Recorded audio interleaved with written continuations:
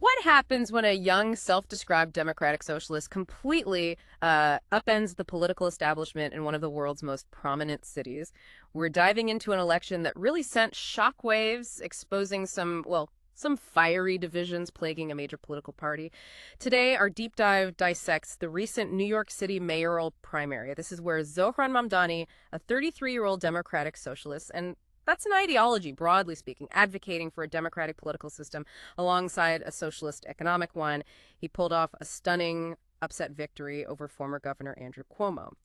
Now, this isn't just about a local race, right? It's a fascinating look at what the surprising outcome reveals about modern political campaigns, about voter sentiment, and maybe the very identity of the Democratic Party itself. We've gathered insights from a whole range of sources, commentary from Reddit's 538 community, reports from AP News, Politico, Axios, Semaphore, The Independent, even Zohran Mamdani's Wikipedia entry. Our mission really is to unpack this complex political moment for you. We want to understand why it happened, what it means for the future of the Democratic Party, and how it challenges, conventional political wisdom about money, power, and what truly resonates with voters. So what did this all mean for you? Let's unpack this. Okay. So for months, former Governor Andrew Cuomo, he was widely seen as the clear frontrunner. Some polls, I think one from Harris X just before the primary, even had Cuomo way ahead 52% to Mamdani's 28%. But then election night, the first round results told a completely different story. Mamdani secured 43.51% of the vote, significantly leading Cuomo's 36.42%. What do you make of those initial results? Well, what's truly striking here, I think it's a direct challenge to a long-held political orthodoxy, is the sheer financial disparity. Cuomo and his super PACs, those independent political action committees that can raise and spend unlimited sums, they spent roughly 4 times more on the primary than Mamdani did. 4 times. That's a massive difference. So the big question then is, what allowed Mamdani to overcome such a significant financial disadvantage? How did that happen? Well, what our sources seem to reveal is it's a multi-layered answer. First, you've got Cuomo's significant ethical baggage and maybe a perceived complacency that kind of neutralized his financial edge. He'd resigned as governor amid those sexual harassment allegations and was seen by many, according to reports, as an unpopular aging statesman beset by ethical concerns. Second, Mamdani's strategy was just different. Hyper-local, this barnstorming approach that directly engaged voters. And third, I think there's an evolving voter sentiment, certainly in New York City, that prioritized maybe bold policy over traditional political clout. It made that socialist label less of a barrier than maybe many anticipated. That contrast in the candidates themselves is pretty stark then. On one side, Andrew Cuomo, former governor, very well known if complicated political history. And on the other, Mamdani. Tell us a bit more about him. Who is he? Right. Zohran Mamdani is 33 years old. He's an incumbent New York State Assembly member representing Queens. He's also a member of the Democratic Socialists of America, the DSA. And his background's quite notable. He's the son of an academic and a filmmaker. If we connect this to the bigger picture, you see his victory isn't just about, a local race. It's maybe about the emergence of a specific type of candidate and a very different campaign model. And that campaign model, like you said, was this barnstorming approach. What exactly does that mean in practice? How did it actually differ from what Cuomo was doing? Barnstorming basically means intensive grassroots campaigning, lots of small direct interactions with voters. Mamdani was actively doing events, talking to people directly face-to-face. He even ran ads in multiple languages, focusing intensely on local issues. Sources say he used his charisma quite effectively, really connecting with people one-on-one. Cuomo's campaign, on the other hand, our sources indicate it relied heavily on name recognition and, negative ads. It seemed to lack a clear vision for governance. One source put it pretty bluntly, saying Cuomo was perceived to just coast on his name recognition and expect to win simply because he was a known name. It really suggests that regardless of ideology, maybe, authenticity and that direct engagement with voters are absolutely critical. Yeah, that makes a lot of sense. Now, Mamdani's platform, you mentioned it's rooted in economic populism. Could you maybe unpack that term a bit for our listeners? What does it mean, and what specific proposals did he put forward that seemed to resonate so strongly? Sure. Economic populism generally refers to policies aimed at appealing to the common person. It often emphasizes the struggle between, the people and the elites or the establishment. The focus is usually on things like wealth redistribution and government intervention to help ordinary citizens. Mamdani's proposals were quite specific and pretty bold. They included things like free city bus service, which is actually something he's already had some success piloting as an assembly member. He also championed universal childcare for kids from 6 weeks to 5 years old. The idea was to achieve this by opening new centers and, importantly, raising wages for childcare professionals. Other key proposals, government-run grocery stores, a rent freeze for people in rent-regulated apartments, plus new affordable housing initiatives. He also put forward a plan to raise New York City's minimum wage pretty drastically to $30 per hour by 2030, and increased corporate taxes in New York State, specifically from 7.25% up to 11.5%, which would match New Jersey's rate. And finally, he proposed a new 2% income tax increase for city residents earning over $1 million a year. That money was intended to fund things like tuition-free CUNY and SUNY schools, statewide universal child care, a subway fare freeze, those free MTA buses, and tenant protections. Wow, that is certainly a comprehensive and definitely bold vision. Now, a huge point of contention, obviously, around Mamdani is that he openly embraces the label Democratic Socialist. How did that actually play out during the campaign and in the sort of broader political discussion? Well, the sources show a really clear split on this. On one hand, you had very strong condemnations. Figures like Donald Trump used, frankly, highly inflammatory language, calling Mamdani a 100% communist lunatic.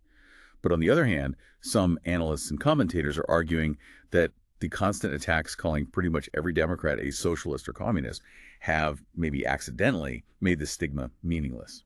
Interesting. So the idea is that the kind of overuse of socialist as an attack line by the right might have actually desensitized some voters. Did the sources indicate if this was maybe a deliberate strategy by Mamdani's team to sort of reclaim the label, or was it more just an accidental byproduct of the current climate? It seems, from what we read, more like an accidental byproduct of a broader political trend. What's compelling here is thinking about how political labels even function in our current media ecosystem. The suggestion is that the constant drumbeat of socialist as a pejorative might have diluted its negative impact for a lot of voters, especially maybe those who are more concerned with tangible economic benefits than strict ideological purity. It could signal a potential shift in how these labels are received by the electorate. Okay, now switching gears slightly, there's this common saying, you hear it a lot, that being the mayor of New York City is a dead-end job politically in terms of advancing to higher office. Is that actually true historically speaking, or is it more of a myth? That's a fascinating question. And yeah, historically, the picture is pretty mixed. It's not straightforward. While the last three mayors before Eric Adams, Giuliani, Bloomberg, de Blasio, they did all run high-profile presidential campaigns. Right, I remember those. But none of them actually won the nomination, let alone higher office. If you connect this to the bigger picture, many of these campaigns really faltered quite badly. Rudy Giuliani, for instance, held prominent post-mayoral roles, sure, but his Senate campaign got derailed by scandals. His popularity only really surged after 9/11, which led to that famous Joe Biden quote about him being a noun, a verb, and 9/11. I'm quoting now. Michael Bloomberg, who wasn't even a politician before becoming mayor, spent a fortune on his 2020 presidential primary run, but ultimately just failed to gain traction. He flamed out. Bill de Blasio's presidential campaign, well, it was widely mocked, went nowhere, and he was pretty unpopular even during his mayoral re-election. David Dinkins, he was older when he lost and didn't attempt to come back. Even Ed Koch, who lost his re-election primary, had actually been poised to become governor before a controversial interview kind of sunk his chances. So it sounds less like it's a guaranteed dead end and maybe more about the unique, intense pressures and challenges of that specific job. Precisely. I think that's the key takeaway. The consistent pattern here isn't necessarily that it's an automatic dead end, but that while the NYC mayoralty offers this massive platform, the intense scrutiny and the unique demands of the job often create a political crucible. It makes it less of a clear stepping stone and more of a career endpoint for most, especially if they try to pivot directly to national office. You hear it called the second hardest job in America, right? And that intense media focus just makes it extremely difficult to use as a springboard. The statistic is pretty stark. No NYC mayor has achieved higher elected office since 1869, with only one brief sort of technical exception. Wow, 1869. Okay. Now, Mamdani's win, as we said, has reportedly sent a jolt through the Democratic Party, especially in Washington. What's the mood like among senior Democrats? What are the sources telling us? Yeah, there's definitely a palpable anxiety is a word used. It's among senior House Democrats particularly. Some are apparently expecting up to 30% of their members could face primary challenges now. The establishment seems clearly worried about Mamdani's win hurting the party's overall brand nationally. There's concern it might give former President Trump a cudgel, as one source put it, for the 2026 midterms. Some donors are even reportedly considering backing an independent run for Cuomo or maybe rallying behind Eric Adams in the general election rather than supporting Mamdani. That's a pretty clear signal of deep concern, I'd say. Right. So it really does sound like a fight over the party's future direction. Yeah. What are the two main sides arguing here? What's the core disagreement? Well, on one side, you have the progressives. They're openly embracing Mamdani's win, calling it a wake-up call, a shot across the bow to the establishment. They see it as proof that the establishment is not unbeatable. Senator Bernie Sanders, for example, who endorsed Mamdani, explicitly stated that he thinks Democratic leadership is way out of touch and probably more willing to go down with the Titanic than try something genuinely new. Progressives argue that candidates need to be, in their words, authentic, bold, straightforward, common sense, authentic, and charismatic. That authenticity point comes up a lot. Okay, and what's the counter argument then from the moderates, the establishment wing, the donors? Well, the moderates and many wealthy donors, according to reports, view Mamdani's win as horrible. They genuinely fear it will ruin the party nationally. Their argument is essentially that while Mamdani's brand of economic populism might be popular in a very left-wing city like New York, it just won't translate to national elections. It could even be, quote, a recipe for utter disaster in crucial swing districts. They contend that the successful characteristics of Mamdani's appeal, like that authenticity and direct engagement we talked about, they believe those can be replicated by a candidate outside the party's progressive wing. So it highlights this really fundamental disagreement within the party about what it actually stands for, beyond just being, against Republicans.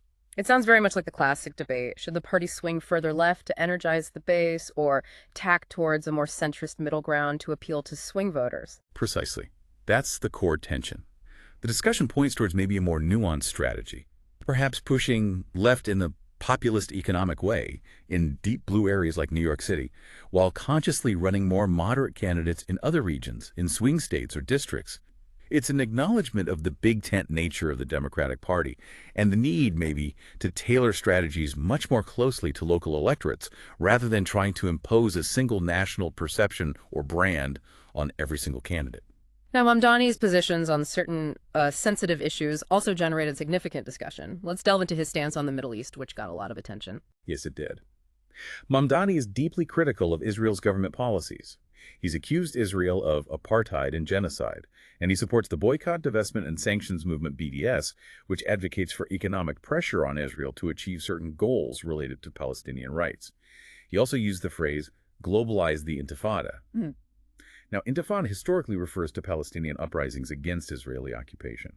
Mamdani described his use of the term as expressing a desperate desire for equality and equal rights in standing up for Palestinian human rights. And that interpretation, however, was highly controversial. It drew pretty swift condemnation from many Jewish public figures and institutions. He also, notably, declined to sign the annual New York Assembly resolution that celebrates Israel's founding. All of this connects directly to these broader, ongoing discussions and shifts within the Democratic Party regarding the Israel-Hamas war and the Israeli-Palestinian conflict more generally. But the sources also make it clear, don't they, that American Jews themselves are not a monolithic voting bloc on these really complex issues. Oh, absolutely not. That's a crucial point. While a Pew Research poll, for instance, shows 89% of U.S. Jews express a favorable view of the Israeli people and 54% a favorable view of the current Israeli government, there's still a significant number of Jewish Americans who are critical of Israel's actions. You also have specific groups, like Satmar Hasidim, for example, who are strongly anti-Zionist on religious grounds. It really highlights the diversity within the Jewish American voting bloc and the wide range of viewpoints they hold. It's not uniform at all. And on a somewhat related note about voter blocs, the sources mention that familiar statement, Black voters are not a monolith, and they don't necessarily just vote for the left. What's the deeper meaning behind that statement, especially in the context of this election and the broader Democratic Party dynamics? It's a really crucial point that goes beyond just a general observation. It actively pushes back against this simplistic notion, sometimes used by the establishment perhaps, that Black voters can serve as a shield to deflect criticism of the left. The example often cited is Eric Adams winning his mayoral primary back in 2021. He won in large part precisely because he rejected the defund the police narrative. That stance resonated very strongly with many poorer voters, including many Black voters, who often prioritize public safety and live in areas disproportionately affected by crime. So it really emphasizes that different segments of the Black community have distinct concerns, distinct priorities. Candidates need to engage with those specific needs rather than just assuming some kind of universal progressive alignment. It's about understanding the specific economic and social realities within diverse communities. And arguably, Mamdani seemed to do that effectively in his own way by focusing so heavily on those local economic issues. Okay, finally, let's talk about the policies themselves. Some of Mamdani's proposals, like the government-run grocery stores or that $30 minimum wage, they're called extremist or unworkable in practice by critics. But others see them as potentially good ideas that appeal to people who are just tired of the business as usual approach. What do you make of this debate about policy workability versus maybe the appeal of a bold vision? Well, this really leads us to think about the nature of political discourse itself, doesn't it? Is the primary goal to propose what's immediately workable within all the existing political and economic constraints? Or is it sometimes more about articulating a bold, maybe even aspirational vision that directly addresses public frustrations with the status quo, even if the specific policies might face huge hurdles or not come to fruition exactly as proposed? Some commentators argue that people are simply tired of incremental change. They want to hear a vision that is about helping regular people, even if it sounds ambitious or challenging. This suggests that the appeal might lie more in the intent and the direction signaled by the candidate, perhaps even more than in the granular practical details of implementation right now. So, wrapping up, what we've really seen in this New York City mayoral primary is far more than just a local political upset, wouldn't you say? It feels like a microcosm of these deeper trends and tensions playing out within a major political party. Everything from how campaigns are run to the very identity of its leaders and what its platform should even look like. Mamdani's victory, driven by that grassroots organizing and those bold economic populist policies, it definitely challenged traditional notions of electability and the raw power of money in politics. Absolutely. Which leads us to a final thought, maybe for you, the listener, to consider. Looking ahead, how do you think political parties and individual candidates, for that matter, are going to navigate this tension? The tension between maintaining party unity, on one hand, and embracing the kind of authentic, often populist messaging that seems to be resonating so strongly with voters right now, especially in this era where so many established norms seem to be increasingly challenged. What does electability even truly mean in this evolving political landscape?